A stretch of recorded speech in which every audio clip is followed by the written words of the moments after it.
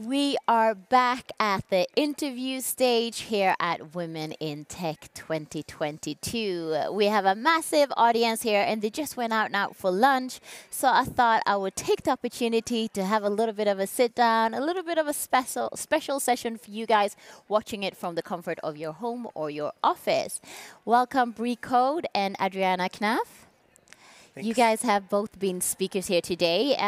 Bree, you were one of the first speakers. So for anybody who popped in a little bit later, what would you say, summarize the key message of your speech? My talk was about how we can use technology to be intentional about how we're developing ourselves by what's being reflected by the technology. So what we see with current generation social media is it tends to reflect and amplify reactivity and division between people. And because it can do that, it also implies that we can choose to reflect and amplify things that are more beneficial for the human spirit. Super interesting. And during your speech and also yours, Adriana, I saw that comments was coming in the chat, and you have the opportunity right now as well to write comments. Obviously, when they're on the stage, they can't see it, but we show them afterwards. And here, if you have any questions, anything that you want me to bring up, I have the opportunity to do so. Adriana, when you started your session, you said, I'm the odd one out. As an artist in this tech conference. But shouldn't tech companies work and collaborate more with artists to explore new territory? Yes, I definitely believe so. I think I did my master's degree at the MIT Media Lab, which has a lot of intersections between art, humanities, design, and technology, and different types of tech companies as well. And so I think it's quite important. And there's actually a long history of this. If you go back into the early days of the intersection of art and technology in the 1960s and 1970s, companies were already working with artists. So Bell Labs is one of the most well-known ones in the United States. And so this is something that has sort of fell by the wayside in more recent years, but it's something that I definitely think should be a big part of things because artists can bring a very different approach to things, especially because they're not so focused on the profit motive, and so that allows different types of things to percolate. And speaking of different types of thing, Bree, Self-Care, the app you created, was one of Apple's Best of 2018 Trends of the Year selection, which is obviously amazing. Is that a trend that's here to stay?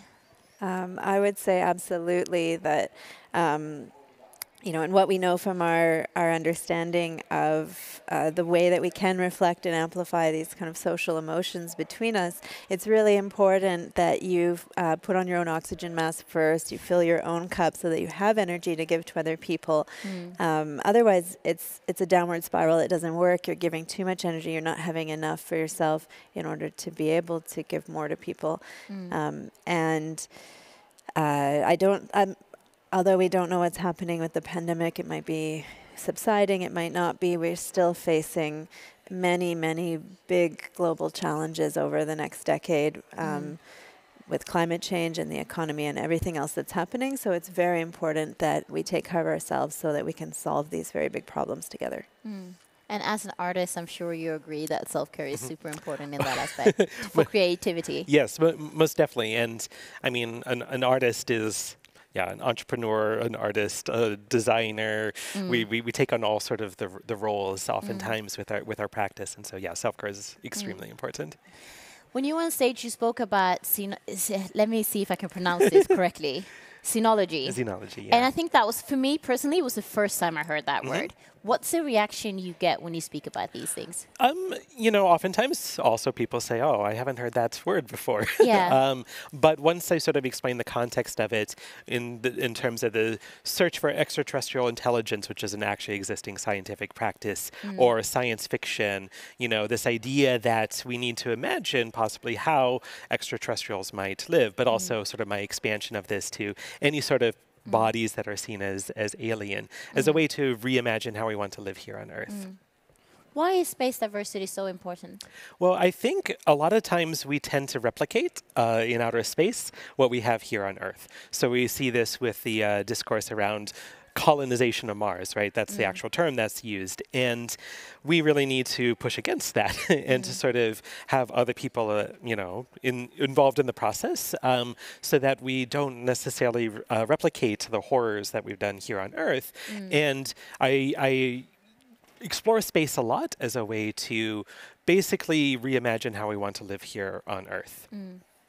You're both very entrepreneurial in the way you're working and creating new things. And Bree, you talk a lot about making the tech industry more compassionate.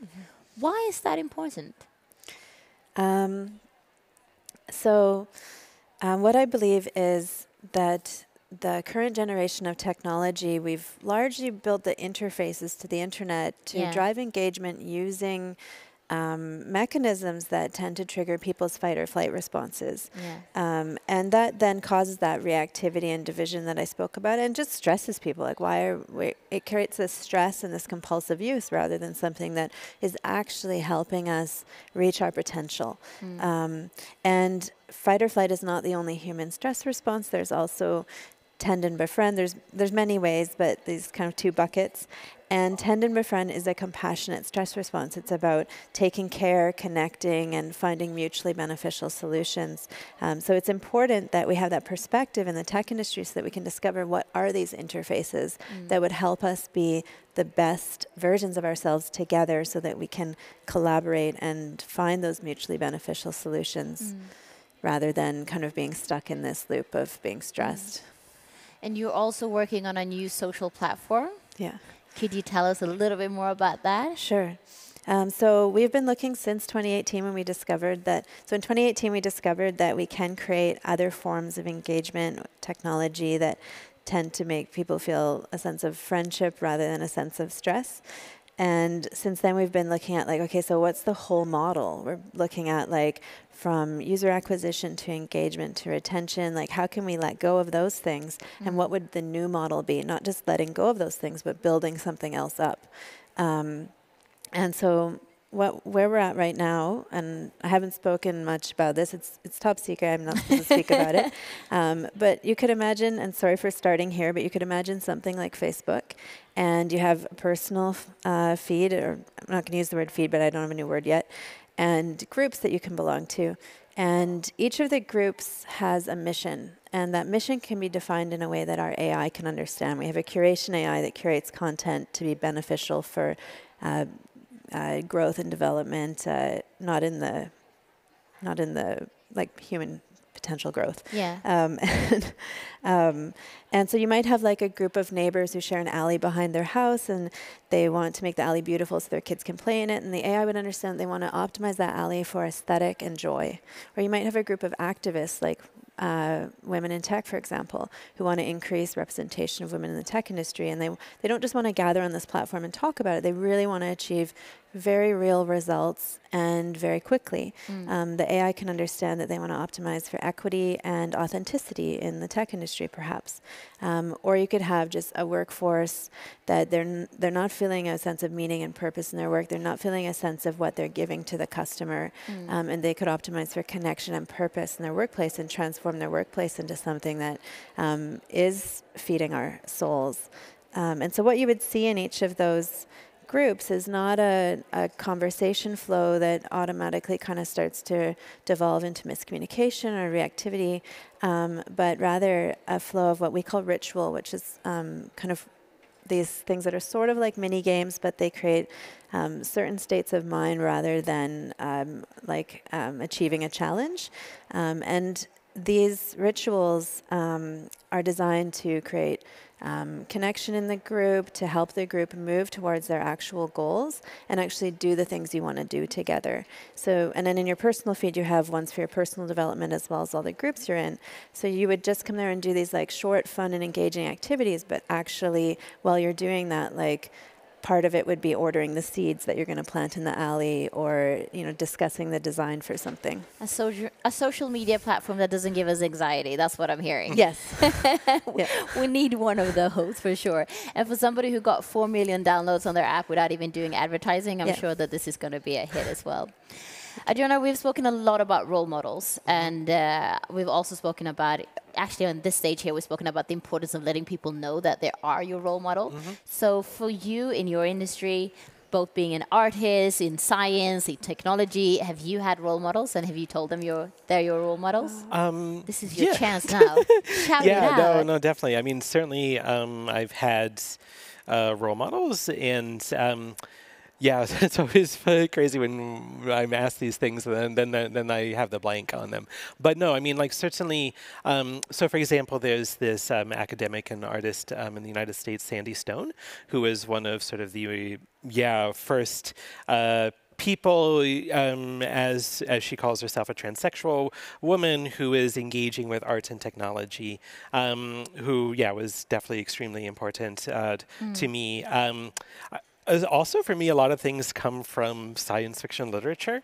So things like Octavia Butler, who, was a Black African-American lesbian writer, exploring all sorts of very interesting ways of engaging differently with outer space. Also, Ursula Le Guin, who sort of imagined, different forms of gender transformation or an anarchist society in space, and so really was kind of trying to upend the status quo of science fiction writing. I think that's so important to share those, and also I'm sure that both of you guys are role models, and I'm sure you're getting messages from people, and if not, you guys should message them and tell them they're your role models. Thank you so much, Adriana and Bree. Thank you. We have over 2,500 people in the audience here, and they are absolutely amazing, talented, and are sitting on a lot of knowledge and interesting analyzes about today and about the tech industry. So I think we have a clip. I think it's time for the clip now. I'm looking around to see if